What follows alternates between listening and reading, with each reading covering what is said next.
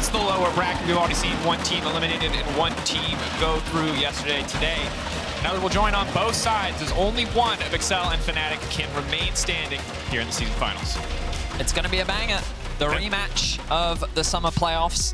Of course, Xayah did get the better of Fnatic the last time that they met. We saw a lot of great early game aggression from Xayah, a couple of mid-game blunders that we saw from them still in their series against Mad Lions, so we have to see whether or not they've been able to rectify any of those issues, whereas we look at Fnatic coming in fresh off of a long break. I was going to say, it's not really a similar story for Fnatic. Like, when you cast your mind back to the last time Fnatic first Xayah, it was Fnatic going for these, like, bot lane terror dives that just went completely wrong for them, like giving over triples, double kills across the board. So I'm curious to see if they have a similar story here, like try and play around that bot side of the map, or if they're going to try and take it a little bit slower and see instead if they can try and play for those later team fights. Definitely something we're going to keep track of. Hard to know what form Fnatic are going to be in given the time away that they've spent from the game. For Xayah, we'll just have to hope that they can replicate some of the success that they found in summer versus this very lineup. Renekton already seeing the Rumble banned away. A lot of top lane blind pick focus here for both sides as LeBlanc is also going to hit the bench. Still a good bit open though. Maokai, Ivern, Tristana, like a lot of the picks that are still quite strong. Taliyah, Rell still up as well. So you're definitely going to see a couple of these slip through.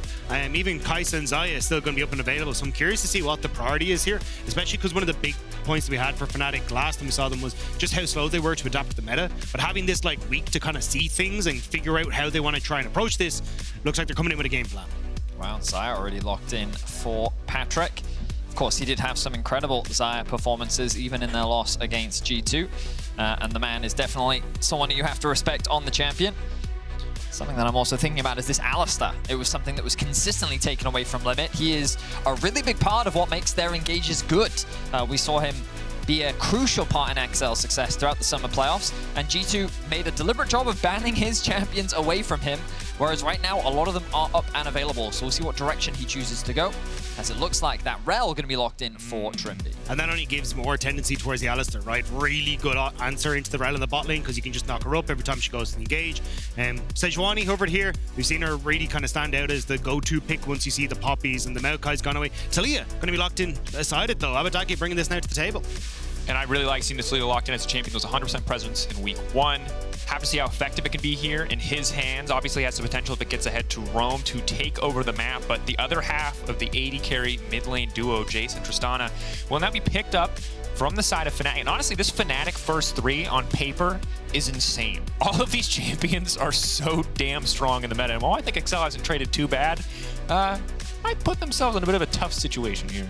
And your expectations are that Xayah are going to be looking to ban away more AD carries. I think there's a world where they could consider pinching the top lane pool more if they wanted to, but you've got options, right? Ornn is something we've seen Oscarinin play. I also think about the Jax and the Poppygon. Of course, things like Gragas can still be used as an answer, but I still think Jax could be a threat. And as I say that, Xayah actually choosing to limit that top pool a little bit more, with the Ornn going to be taken off the board. Yeah, it looks like we're probably going to see a Braum or even maybe the Rakan ban coming in for Fnatic on this last rotation, just to try and pinch limit that a little bit more. As you already said, Alistar was such a strong pick, but I'm curious to see what the top lane answer is going to be for Oscarinin. Like, I'm kind of surprised. Like, we've seen a ton of Renekton obviously over the course of this weekend, and it hasn't looked so hot. I mean, it's a 14% win rate at the moment, but that being banned off the board, it does open up things like the Camille, the Jaxes, as Vedius was kind of saying, to try and come through. But I wouldn't be surprised with that Rakan ban now for a Braum to come into this bottom side and just try and make things a little bit easier against the Rell. The beautiful position Fnatic find themselves in now is that Jayce can also be flexed, remember? Yep. We are used to seeing it in the mid lane, but there's no reason why they couldn't send it top if they think the matchup makes more sense, given that you expect this Taliyah to be in mid. Unless Xayah have been cooking and this is a Taliyah support. Don't. No one's cooking. No, literally no one is cooking that much, except for maybe Keria. I will say there is a little bit of Pantheon Taliyah hovering around again, just to bring back the Griffin boys. Don't bring it up. It's not going to happen. Aphelios taken off the board, okay, taking away one of the safe scaling options. It seems like with the Ornn and Aphelios ban, it's very clear that Xayah want to give respect to a potential scaling game plan from the side of Fnatic. But that is going to be the K'Sante as well as the Nautilus now locked in. Is this a matchup where Oscarinin wants to take the Jayce topside, or will they opt to put him mid? So a lot of single target CC coming out from Xayah. Pretty powerful skirmishing as well in the early game.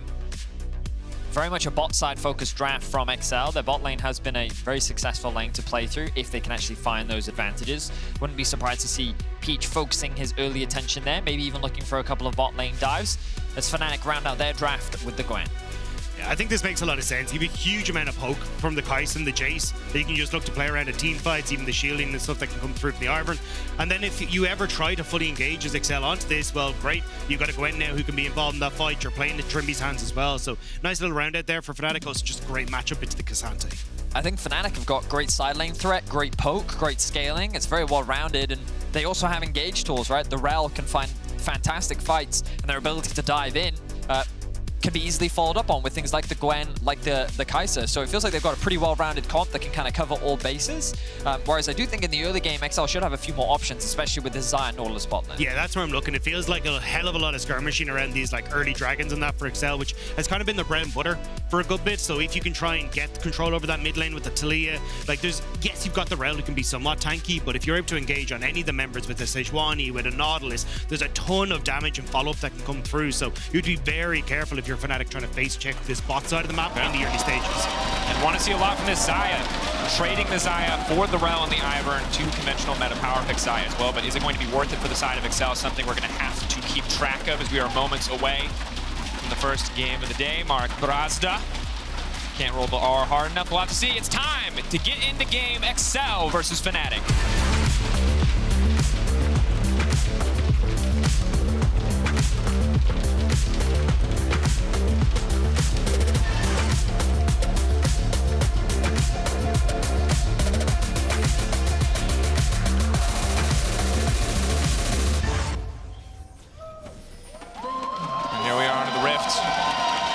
Yesterday was a day of level ones because Adam and Shio were on the Rift and they're cheese lords. I want to see if anyone on either side wants to get freaky here, but it's looking like a pretty standard defensive option for both teams. Just a little bit of posturing around jungle. I don't know whether or not Peach is going to try and punish this Ivern. Yesterday we did get to see a bit of a punish where they created a split map.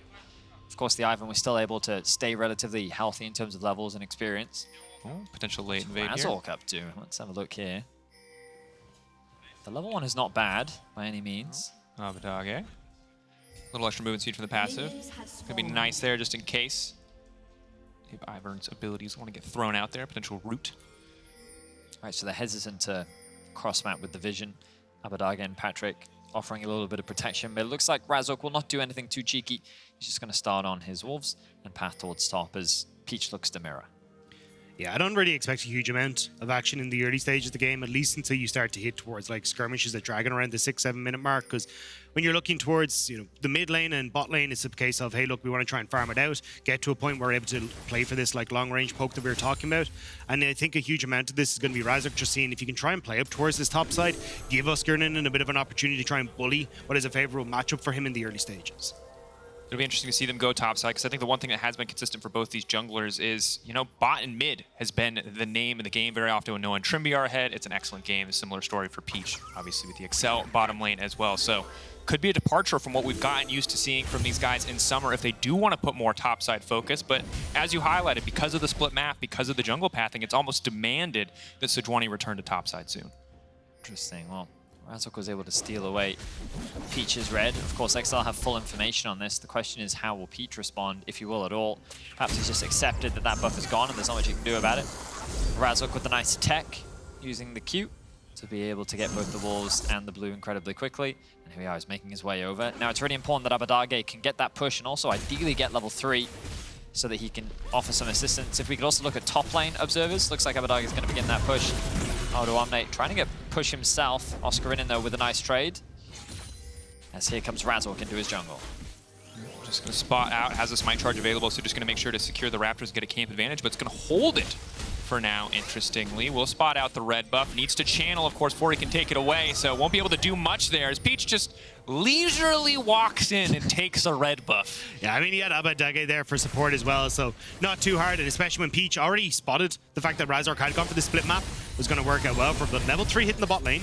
So Trymbi forced back there.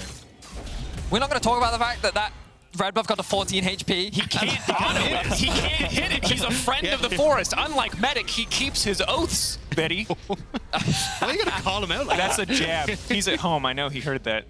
We're playing a lot of Baldur's Gate 3. He broke his oaths. He's a bad man. Bad man. No, that's fair. Ivern more consistent. Although infuriating when you see it go down to 14 health and you're like, please just let me auto it. Let me smite it. Let me do anything. But no, Ivern players have to have one weakness, and that is it. You get to walk up and steal camps in the least interactive way possible. You can also watch them taken from you in the least interactive way possible. Respect, Peach. He just looked him in the eye and said to it. What are you going to do? I mean, I'm gonna be honest, I completely forgot about that fact. I just saw, and I was like, Peach, are we really not? Are we just gonna sit there and let that happen? Oh, you thought it was just donating it? In that moment, I was really like, what is going on right now, Peach? Yeah, I feel sorry for him. Yeah, you can have that one. I already stole yours, so it's all right. You know what? I'll be a bro. It wouldn't be fair. Checking in across the map, of course. Nothing too explosive early on here. Probably gonna see the static Shiv rush in the bottom lane. It's a tier and a Cole from Humanoid, so don't think he plans on all-inning anytime soon. That said, Patrik forcing the flash out solo, but will it cost him his life? Razork now on the way down. He has Cleanse and Flash up and available. Razork really taking his time to walk in, get the slowdown first. I like the play. Knowing that the Cleanse is available, will force out only the Cleanse. So still overall a positive trade if they can follow up on Trymbi's missing Flash. Yeah, Patrik was well aware that Razork was there. You can see the amount of vision they've set up on this bottom side of the map. They could spot the Ivern coming through, so nicely done by Patrik. I think Trymbi trying to keep Patrik down on this bottom side, see if maybe they could actually blow the Flash. But the fact that you were able to get away with just blowing the Cleanse on Patrik, you're happy out. You're not far from level 6, and that makes this bot lane significantly easier to play around with Trymbi not having that Flash available. So far, things very slow, very even between the two teams. Of course, got to remember a lot of pressure in this series. Winner will go up against BDS. Hook connects from Limit. Next, flick back. Nice damage. Razork immediately taken out, courtesy of that beautiful ward over the wall, letting them know exactly where Ivern was standing. Well highlighted there, observers. Well played overall from XL. I accidentally knocked my microphone away there. My apologies. But yeah, just a clean pick. You summed it up beautifully, Drakos, and this is going to open up the first dragon of the game for XL. We think back to when they last played against Fnatic, and it was XL finding a lot of these early advantages that allowed them to really snowball games. It is their mid-game, but they tend to make those blunders. Sometimes we'll find random deaths or overextensions, but XL continuing their winning ways by getting an early lead. Now returning to the bottom lane, Trymbi locked up here, going to try to turn this one back, finally going to get Patrik's Flash out of the wall, coming in just in time. Trymbi, remember, flashless because of the previous play. An easy follow-up kill on the back of the Dragon as well. XL taken over on the bottom side. It's bizarre timing from Fnatic though. Like the Dragon was gone. You're always going to be able to exit out stage right as XL, so you're kind of playing catch-up as Humanoid and Razork to try and get into the fight, and as a result, as you say, Trymbi no Flash. He ends up paying for it. Now, they will start to move up towards this top side and get the other scuttled for themselves, but giving a kill over like that so easily is just negligible. A difficult early game now to navigate, especially Xayah already a little bit ahead here. Going to make it that much easier to take control of the bottom side of the map. Now, right now, the gold is so split across the entire lineup of XL that it's not going to be a massive difference. It's not the difference of a fully completed item. The XP isn't too far apart either. But it will continue to add up if Fnatic keep making mistakes. Well, one of the things, as Vedius was kind of highlighting, is that XL's weakness has been the way they kind of set up objectives, the way they kind of move with Limits and Peach around the map as they're starting to get control. So if you can keep XL within touching distance until you get to, say, the 20-minute mark, you're usually in an okay spot. But the fact that they've been so diligent with their vision for XL, they've been working with Peach and Limit, actually, I might even find Trymbi here. Trymbi, again, hooked here. Patrik is zoning away Noah. Noah has ticked over to level 6, but Peach, similarly, in the area with ultimate up and available, we'll just have to concede vision control there. And Dagda, I think it's an excellent point. I feel like when we're in the stages of the game that you can really practice, the early game especially. XL looks so refined, so consistent. But as Vedi said, when we get to that mid game, it gets a little bit looser. It's not quite as reliable. Maybe that's something Fnatic can look to capitalize on. Cast our minds back to the game that Fnatic was able to win in their summer series. It was so much about blowing a lead open in bottom lane. But it doesn't feel like they've had the opportunity to do that yet. Right, it was all Razork, you know, like that Poppy. He was insanely strong during the regular season. He had a fantastic summer overall. And when he's put on champions like Ivern, it's much harder for him to have that same level of impact. Yeah.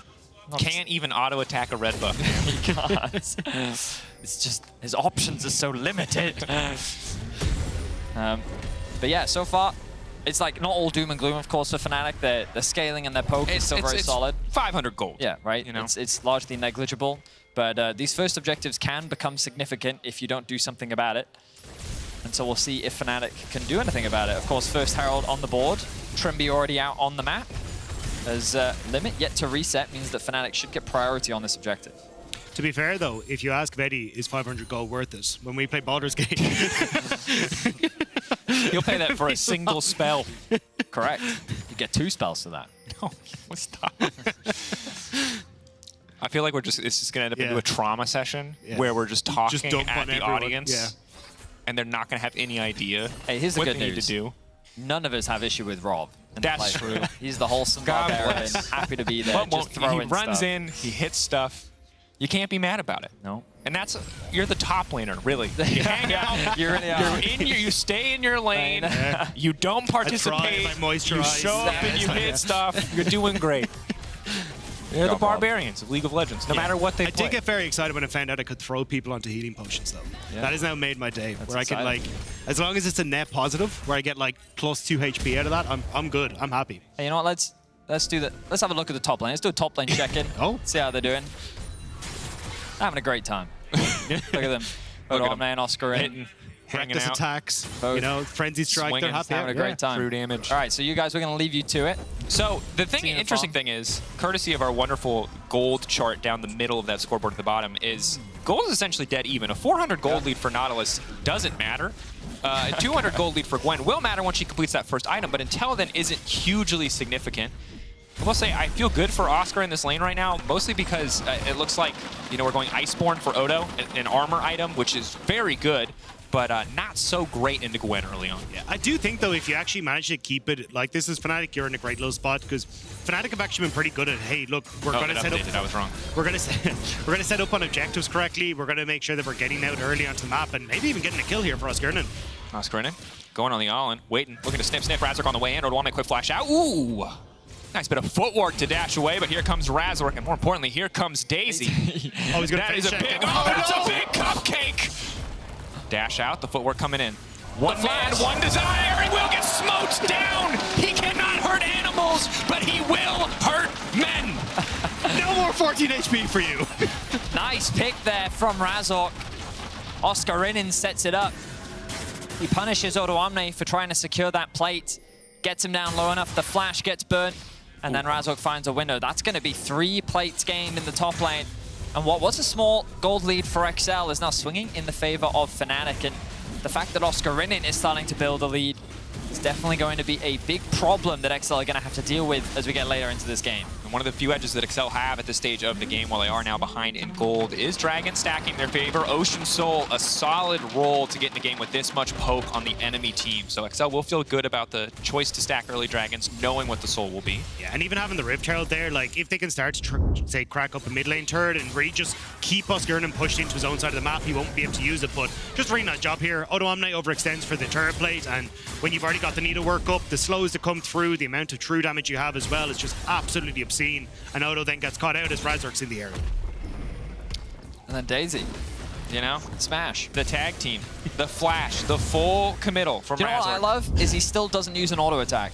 He just smites him, you know? Doesn't need to. Doesn't need it. Smiting someone sounds much more impressive than, like, doing whatever his Ivern does. Agreed. Should be 2 plates going back in favor of XL. I don't have a lot of backup or much of a wave here, so it should just be the 2 plates. There it is. Walking away now. Peach in the area, good vision control on here on the bottom side. Do they want to go for a more aggressive play? A bit tricky. Razork already level 8, already has the Moonstone Renewer. I mean, hard to just burst down a single target if it's not Noah, and Noah, of course, has the cleanse up and available. I mean, right now, Fnatic's sitting in a very comfortable position. This next Dragon is going to be very telling with who's able to control the mid game. And this poke is slowly getting stronger. You see it there from Humanoid. Flash from Trymbi. On to Peach. Peach now in trouble. Ulti now coming out. This should be one very dead Sejuani. Knock up CC left and right. Kill over to Noah. Excellent spot out from the side of Fnatic. Yeah, I mean, nowhere to go there for Peach. No control over mid, no control over bot. Now, actually, might be Patrik who has to make a bit of a legger out of here. Limit, trying to see if he can get into position to cover, but not really there. So Patrik, a bit risky to stick around, but it looks like Razork is going to back away. Looks like they're not going to overstay their welcome. They're going to be happy with the pick that they were able to find on a Peach. And well played from Trymbi. The Magnet Storm doing work, making it so much harder for Peach to then use his Q to get over the wall. Arctic Assault. Arctic Assault. For some reason, I thought it was Relentless Assault. Probably a different ability. There's too many assaults in this game. Yeah. In every shape and size, we have assaults. QWER. Okay, that's my job, Mr. Color Caster. I just say that they pressed the buttons on the keys and they didn't work out the way that they wanted them to. True.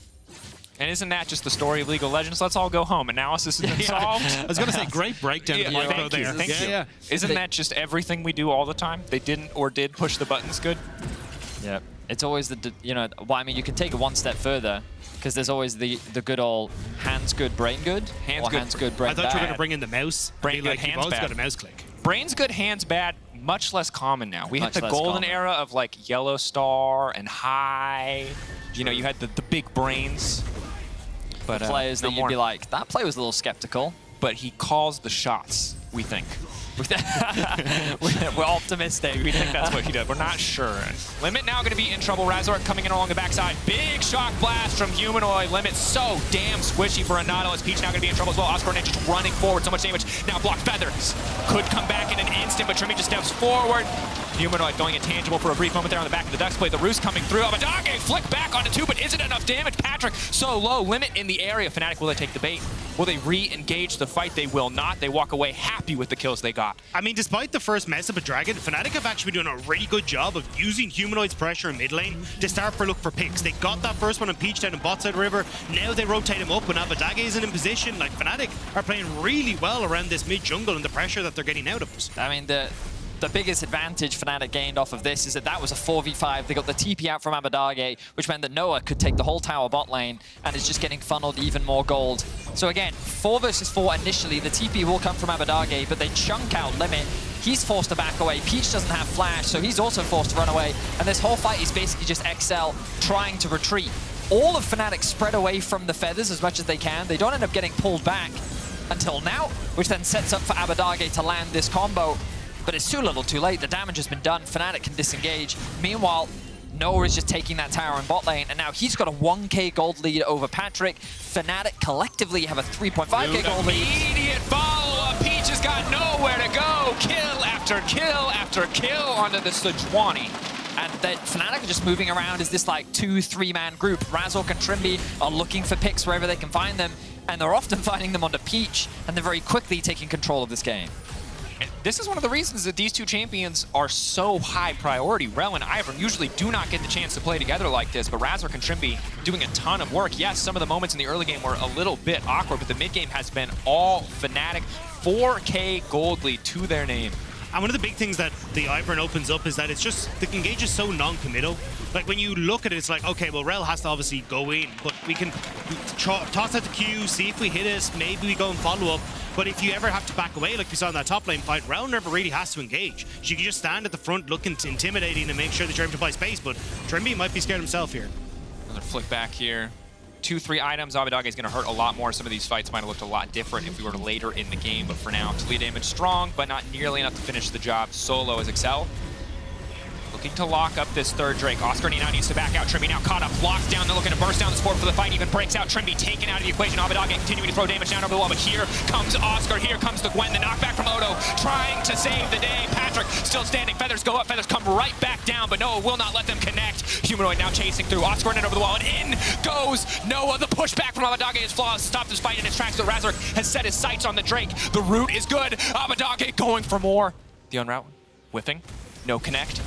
Humanoid fishing as well, both sides on the edge of death here, but will not find purchase, will not find the kills. Fnatic turning right back to the Drake. I'm impressed that Fnatic was able to force XL out of that fight, but I think a large part of it is so many resources were thrown onto Trymbi, and he tanked a lot thanks to the Ivern shield. Like, look at this. In this choke point, they're thinking, oh, we can get a quick pick, but look at how much damage he actually mitigates just thanks to the shielding that keeps coming up. Okay, and then he finally drops short, but now so much has been used. Of course, Patrik still has the ultimate available. But again, it's a situation where while XL do get themselves a promising pick, the rest of the fight is just them retreating. And you can get the idea from XL. It's like, look, we can see Oscarinin is taking top tower. We want to take this fight before he fully resets, gets his buy-in, and then come into the fight. But it's way too late.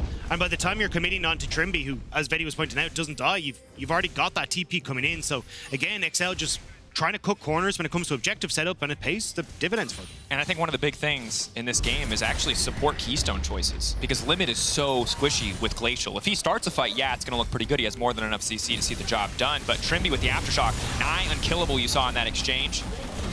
Continuing continues to step forward here. Mid lane tower taken out. 5k gold lead now for Fnatic. The Jayce only getting stronger. 308 out of 360 stacks on the man immune as it starts to charge up. I mean, Fnatic are relentless with the poke. They're snowballing this game incredibly well. We're kind of getting a look back at regular season group stage Fnatic, where once they got that lead, they just did not let it go. They would push their advantage as quickly as they could. Tower secured mid. They're looking for another tower top. If they overstayed their welcome. Root now coming in, but Humanoid will just walk away. The follow-up just really not there from the side of Xayah. I think that is one of the awkward things about having Xayah Taliyah as kind of your carry duo is, you know, they're very good when you're fighting into or when they're being fought into, but they don't really leap forward or follow up very well. Yeah, and that's where Fnatic are doing such a good job. They're just playing it just outside of the range of Xayah, so it's kind of difficult even for Limit to follow up on a lot of these engages. And again, it's like Razork just trying to fish with some of these Qs. You got Humanoid and Noah who are poking out, and when you're underneath these towers, the siege is absolutely disgusting. And now you're in a position where it's like, okay, well, what the hell do Xayah do? Like, they can't really push outside of their towers because of the amount of control that Fnatic have. But even like Humanoid in the side lane beats out Abbedagge at this stage. Oscarinin is rinsing Odoamne. So side lane is out of control. Team fights are out of control. The poke is out of control. It feels like you've just kind of lost control of the game here as Xayah. Certainly does. A tricky game to find your way back in. Would have been nice to have that third Drake. Certainly could have been everything if they were able to secure an Ocean Soul. Redemption now coming in for Razork. It will be the AP Kai'Sa coming in for Noah. We'll see what the itemization choice is going to be. Leandry's is the Rage right now, but maybe a Crown against some of the potential burst damage here on the side of Xayah. It's a tricky one to navigate though, boys, because Gwen's also just going full AP. She's not even that worried about the side lane matchup, trying to get some sort of Omni Vamp. Instead, much more focused on just doing as much damage as possible. Yeah, as you say, even going for the Hextech Proto Belt, not the Rift Maker, so not even worried about trying to go for, hey, I'll get a bit of healing off this. It's like, I just want to have that M-Pen and just murder the backline here. So you can even see Oscarinin, and he's not worried about trying to go for sides. He's grouping. Like, they want to look for picks. They want to look control in this bot side jungle. Give the opportunities then for them to push in on mid lane, push in on bot lane, and just use Xayah's jungle to their own advantage, so Xayah can't contest both mid and bot at the same time. It's pretty interesting that Fnatic are kind of using their mid prio and moving into bot side. Initially, I thought that they were kind of setting up for Humanoid to start threatening that tier 2 and bot. But I think they just wanted to give him a little bit of space, poke around, see a bit of vision, because you'd expect them to start setting up for things about like Baron.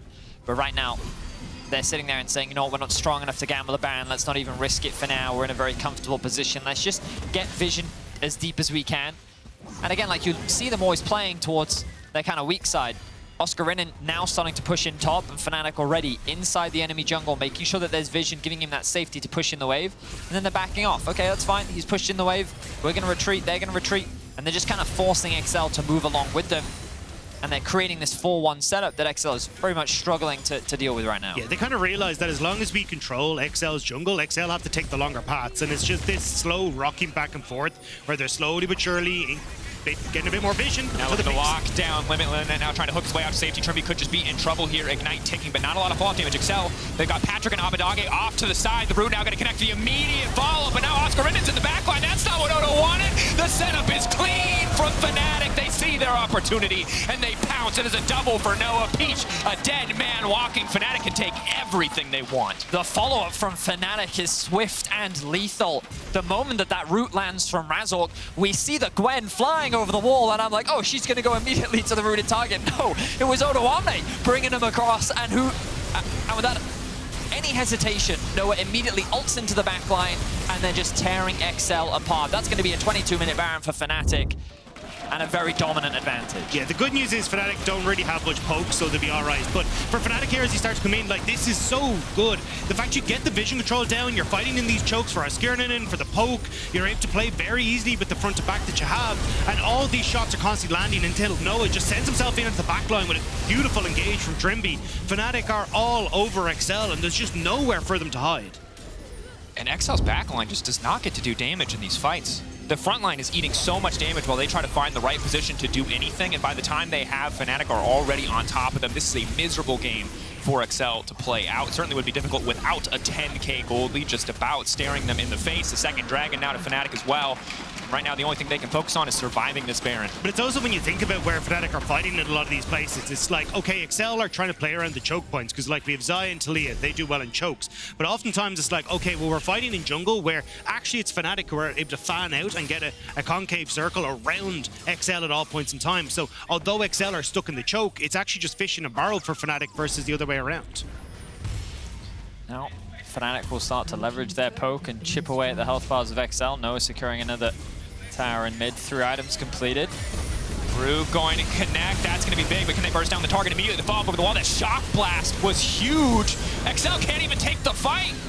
It's there engaged, but it might just cost them their lives. Another W connecting. Will the Void Seeker follow-up be there? Another one connecting. He just continues to fire. Odoamne dashes into it. It's like a 2-second cooldown. Here comes another.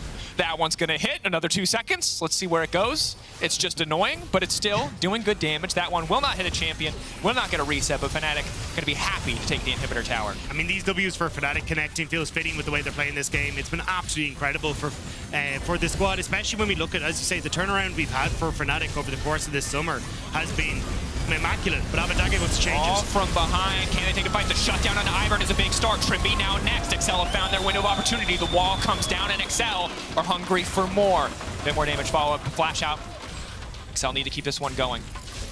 XL, they don't want to over-chase here. They got a big win, and they've slowed the siege from Fnatic. And I was just thinking to myself, we said it yesterday, and I was thinking, oh, you know, the number of times I've seen teams lose on this bot lane push with the Baron siege, but that was such a great wall from Abbedagge. Tried to split Fnatic up. They tried to stay grouped, and that actually made XL's fighting that much easier. You know, they could actually close that gap at long last. And you'll see Noah backing up a little bit more, trying to create that space between him and the team. But look at how quickly the front line dies. When Patrik is given the freedom to do damage, he does some serious damage. Well-played fight from XL. And sadly, the struggle of this team is, look what happens when Fnatic just walk away. Once they've burnt those initial cooldowns, it's actually so hard for them to stick to these targets at this stage of the game. But maybe a few more fights like that could bring XL at least a little bit closer in terms of overall gold, because it is still a 9.5k gold difference between the two teams. Jayce poke only getting scarier too now that Rell this is completed. It does feel, though, for Fnatic, it's a case of, right, we're just going to continue to push in these waves. We've got Dragon in 2.5 minutes. Baron is shortly after that. Let's just keep pushing XL into their base. And as long as we can keep vision, I mean, XL, you're going to be walking into Accelerated Shock Blast, into Void Missiles, just every single time you try to contest any of these objectives. Peach will spot that his red buff has been taken, but this isn't your jungle anymore. This fully belongs to Fnatic.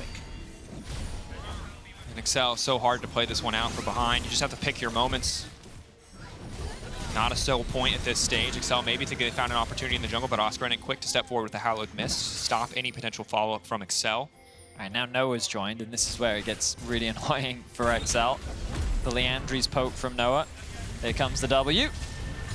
Comes the Daisy as well, just making sure that XL cannot sit comfortably in those brush. I will say, I do want to see Fnatic try and spread out, though, because I feel like the one way they actually lose is if XL close that gap like we just saw with Abbedagge and get that big fight. The fact they're all grouping as 5 members, yes, you are getting poked, but I like that they're trying to send Oscarinin now into the mid lane, because it's making it way more difficult for XL to defend multiple different angles with how far ahead they are. I feel like right now they're just setting up for the next dragon, or at least they're kind of taking their time towards it, keeping these waves pushed in where they can, chipping away the enemy HP bars and just controlling space. As I say that, they're immediately going to rotate towards the top side of the map. I thought that they would kind of have a firmer grip on this bot side, but as you were kind of saying earlier, it seems that their main focus is just suffocating XL out completely from their jungle, denying as much farm as possible. The dragon spawns in about a minute's time. We should expect some resets soon so that wards can be replenished, gold can be spent, and then they can make their way back out onto the map to set up for this dragon. It's just that it feels like they're kind of missing their opportunities here to get all the waves in at the same time, right? Because you look at bot lane, right? Talia is now pushing this one out as they go to push in top side, but you can't really shove top the whole way in because, well, mid and bot aren't really in a position. So it feels like for Fnatic, I think spreading out a little bit thicker to actually keep XL pushed in would work a lot better, but unfortunately it doesn't really matter. You're still having our Baron that's up in 45 seconds, resets are coming through, and you can see how far away majority of the vision for XL is at the moment. There's like one ward just in front of the pit for Baron there, and that's it. And luckily that ward has not been spotted out yet, as this tower is diligently highlighted by our observers. Will be taken down. Objective bounty claimed. Don't know why. Did Odoamne get that objective bounty? That was a weird. He got credit for that. All right. Why not? What a lad. Yeah, just did it. Ordered those minions. Commanded them. As now, the root caller won't connect on the dragon, but it does not matter. Should be Fnatic's third Drake. XL knowing that they cannot contest that one, and certainly they do not need to. So instead, setting up around the Baron. Rush this. And that's what the thing is, that they've given up all control over the Baron area, so XL can start this, and now Fnatic have to play into the range of XL, which could actually set up for XL's fight. This is a Hail Mary, but it is one that could go for favor of XL. Can they connect? Oscarinin waiting off to the side. Wall now laid down by Abbedagge, zoning away Razork. They need to burn it fast before that wall expires, but do they have the damage? Oscarinin in the midst of the team trying to make sure that it is not an option. Patrik already burning down, so much health already missing, and Noah's instantly into the back line. Fnatic follow up again flawlessly. Oh, the objective bounty claim, but I don't think it's going to be enough. Xayah pay everything to earn the purple worm. It all goes awry. Peach's ult goes wide. Fnatic catch them in the pit. Xayah through the Hail Mary. It's fumbled and it's caught by Fnatic. A quadra kill for Oscarinin. Seamlessly navigating his way into the Baron pit and just cutting Xayah apart. Those death timers are long enough, and with 5 members of Fnatic alive, they're looking for the end right here. Confidence in this game from Fnatic. The first few minutes slow and controlled, but from the mid game on, Fnatic have been in total control. Limit gonna get taken out here. Fnatic marching their way in. It's a pentakill, baby. It counts. A penta for Oscar. A win for Fnatic as they kick off this series in style. Fnatic were not expecting that, but they'll take it. A clean, confident performance in game 1. I was a bit concerned about how the early game was going. The fact that Razork wasn't on a champion that could have a lot of agency, that could create this early game lead, but credit to them, Trymbi and Razork, by the 10-minute mark onwards, they kept grouping up, they kept finding punishes, they found a nice dive on the top lane, they found a good pick onto Peach. And once they got that small lead, Fnatic just snowballed it out of control.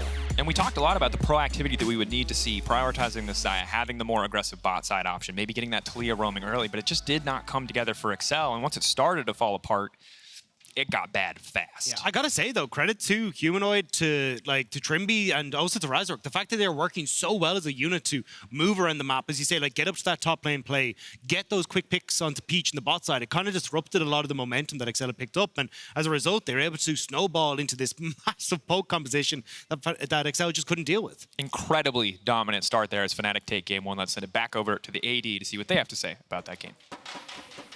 Thank you. Indeed. Fnatic running away with this one. I think if you're Xayah, you're probably shell-shocked because, you know, you've now spent a week where you were already shell-shocked versus the Mad Lions, so you're reorganizing your priorities, and then you come into this game 1, and I think, unfortunately for them, it starts from the draft. I saw LS saying on Twitter, just absolutely unplayable. Do you agree? Now, first of all, and I'm sorry, LS, but you do have a track record of jinxing every team you say that's going to win it. True. But I do agree with this one sentiment. I think blinding the Xayah is a big mistake when we know the Jayce is a huge contest between them. The reason why I think it's a bit weird is because Xayah is often countered by every single poke that comes through. On the other side, you can see they get Jayce, they get Kai'Sa, but also the fact you get Jayce also lets you play around with all the different damage compositions you can with an AP jungler or EP Kai'Sa in the bot lane. So blinding the Xayah could have been a Jayce, and then the enemy team would have struggled with the Xayah themselves.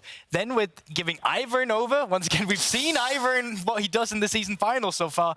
He's quite strong. For rotation of Sejuani to Talia to give Fnatic what essentially is almost full S-tier comp, Gwen into Cassandra as well. You can't play it on side lane. It's just, everything went wrong. It's a little bit crazy to think about the fact that there's been professional coaches and players talking about this draft for hours and hours, and this is the conclusion they came to. They're banning Renekton, they're giving up Ivern, and Fnatic on the other side, they literally copied Mad Lions' homework. Exact same bans as Mad Lions did. 3 games in a row, Rumble, Maoka, and Tristana, and Xayah, they didn't really look prepared. Yeah, I mean, you called them out. And I think rightfully so, because now this isn't anymore, hey, you have another match if this doesn't work out. This is now could be the last of your games, right? So they have to turn it around stat. But regardless of the draft difference, Xayah did start the game with the right moves, right? Broxah, and you're going to break that down for us. Yeah, so obviously, the end of this game looked pretty satisfying for Fnatic fans, not so much for Xayah. But Xayah had some good moves in the early game, and I think if they use the advantages they create a little bit better next time around, we could have a good series on our hands. So, if we roll out the clip, we will be able to see Mr. Abbedagge leaving mid lane, putting down a ward, and this ward is going to be pretty important. Before we get to it though, we see Trymbi in bot lane, his AD carry already based, limit based, Patrik pushes him out, Trymbi has to flash out, and of course the entire squad comes for Patrik, but he escapes. Now, this is a pretty important point, because here, while Trymbi wasted this flash and wasted so much time in the bot lane, we have a sneaky Nautilus down here, about to move to the mid lane. So, Nautilus comes out of base, places a control ward in the line bush mid. There's already another control ward placed by Abbedagge. Limit shows mid, pushes out the wave. Razork here, of course, wants to secure the river again for his team, because he knows if he doesn't retake, and if there's control wards all over the river, Humanoid is going to be hard stung under the turret for the next many minutes. The only thing is, when Abbedagge plays the first ward, this sneaky little ward down here, Fnatic weren't aware. So Razork wants to walk into the river, chills in the bush for a little while. Limit is ready to strike. Fnatic's mistake was actually walking up before Limit showed bot. They kill him, and now Limit can walk back to bot. The control walls haven't been cleared, and Xayah still have full prio. With the prio, they push mid, they push bot, they start Drake immediately. And now, this almost makes me sad. Look at Humanoid. Look at him. Jayce hugging his turret. That's not how it's supposed to be. But we roll out the clip. Abbedagge moves down. Limit finds a hook on Trymbi, who now obviously is flashless. And with that, not only do they get a kill on Razork, they get a bonus kill on Trymbi, and all of a sudden, Xayah actually have created a really solid advantage for themselves. Awesome. Professor Broxah, I can get used to this. Word save lives. But as you said already, good foresight, good setup, good follow through Guldborg, but you're still stuck with the same draft. You definitely are, and I think that's why the problem arose as well, because the early game was good for Xayah, specifically the tracking on the entire bot side clearly displayed that we're not too keen on giving resources to the top side in terms of vision and actually jungle proximity, so we're just going to give it down to the bot side. Unfortunately, I think that started showing later as well, when then Fnatic suddenly started showing up on top side and started getting Oscarinin ahead, because it was not just the bot lane into the Xayah with the mid lane into the Xayah, it was also the Gwen into the Kai'Sa. Yeah, let's take a look, because there you really see the choices that were made in the draft then playing out in real time. Yeah, I think specifically this fight as well gets so sad. It starts out as a 4 versus 4, but it turns into 5 versus 4. That's in favor of Xayah. The problem is Limit is already chunked out. They're in no position where they actually have good team fighting tools. The Xayah has to use the ultimates out of nowhere. And the worst part about this isn't even what's happening. It isn't even what's happening right now in the fight. It's the fact that Noah's not here. He's chilling bot side. He's getting waves. He's getting turret. He's getting an XP lead against his opponent, and he's just accelerating himself while Xayah lost once again 5 versus 4. I love that Fnatic have the confidence to take this fight though, because I know as a player, like, it's so hard making these decisions in game, whether you're going to force the 4v5s or not. You know that if you can really outplay your opponents, it's going to be huge. It's game winning. Like, after this, it's so hard for Xayah to come back, because, you know, Noah just turns into a literal monster. Yeah. But I love the confidence. And when we were watching the game in the green room, GB, you said at this point already, you said this is the point of no return. The snowball is snowballing. What does that come down to exactly? And paint the picture for me, even if you get a clear 5 versus 5. Absolutely. It's just the fact that the Kai'Sa gets accelerated now with her item that allows her to come in with that poke build way earlier than it would into the Xayah, but also the fact that Jayce and Gwen now is ahead on the top side. Who is ever going to respond to that Gwen? Are you sending your Kai'Sa and Sejuani to deal with her? They won't kill her. It's never going to happen. You know now you'll always have to send 2 members to deal with that, so you're always going to be at a disadvantage, and it's just going to turn into a thing where the comp will beat you, that wallet will beat you, and the only thing you can do is literally look while your entire team is getting slaughtered by a Fnatic that's just too far ahead now. The problem with Ivern is also that Ivern you can deal with if he falls behind, but if he's on the winning team with strong carries, those carries are essentially going to turn into tanks, because they're going to have permanent massive Ivern shields on top of them. And killing Kai'Sa and Gwen in a normal game without Ivern would be difficult, but here it's straight up impossible. We talked about the Kai'Sa before. Got a pentakill, so shut up. No, reverse, right? Oh, did the Kai'Sa actually get a penta in this one as well? I think so. It was Gwen, wasn't it? Oh, am I confused? Yeah, but did I attribute it to the wrong person? No, I mean, I think you got Marksmen are baited going to be so angry at me forever. That's okay. It's AD carries. Their It's egos will AD be carries, fine. it's fine. They They get it. get AD all the carries don't time. matter. But once again, impressive here. And you know, it also just comes from a position in the game where it was desperation from Xayah. There's nothing you can do realistically at this point, so Wait. it's the good old Baron flip. Am I swear I saw... Did I see, like... You saw pentakill. Oh, but it came up late, so I thought it happened. Yeah. Yes. Well, to be fair, seeing a top laner getting a penta is pretty rare nowadays, which, you know, just makes it even more impressive that he secures I was this sitting one. down, and this is my bias. I assumed it was the ADC because we were walking over. I think if you take a look at the at least it wasn't a Siri, you know. At least it wasn't a Siri, Pensa. No. But it was a Gwen, though. And I think it goes to show again how, yeah, the Gwen, it was just such an easy slot in when you saw the draft happening. So that's just adding, you know, how do they say that? I mean, insult to injury. Insult to injury, insult to injury for the top lane. Indeed. So let's look ahead then to the second game. And XL select blue side. They stay on the blue side. I think that's kind of smart. But now, Broxah, you started off the segment by saying, wow, you spent a week and you gave us this? Fix it. I honestly think the only way to describe that Excel draft was omega lol. Like, there's no other way. There's nothing else that can be said. I cannot believe that they got demolished the way they did last week, and they came to this. And maybe they got baited by scrims going in, you know, in a different way. That's what a Renekton ban could showcase, because he's lane dominant, but in official games, that's not really going to matter. Problem is also they went blue side. Blue side is really powerful right now. And they're going to need to come in with a different strat here, because if they draft anything remotely close to this, we're going to be home in like 1.5 hours from now. We don't want that. That's happened too many times in the season final. So we're going to take a quick break and hope that Excel can figure it out. We'll be right back.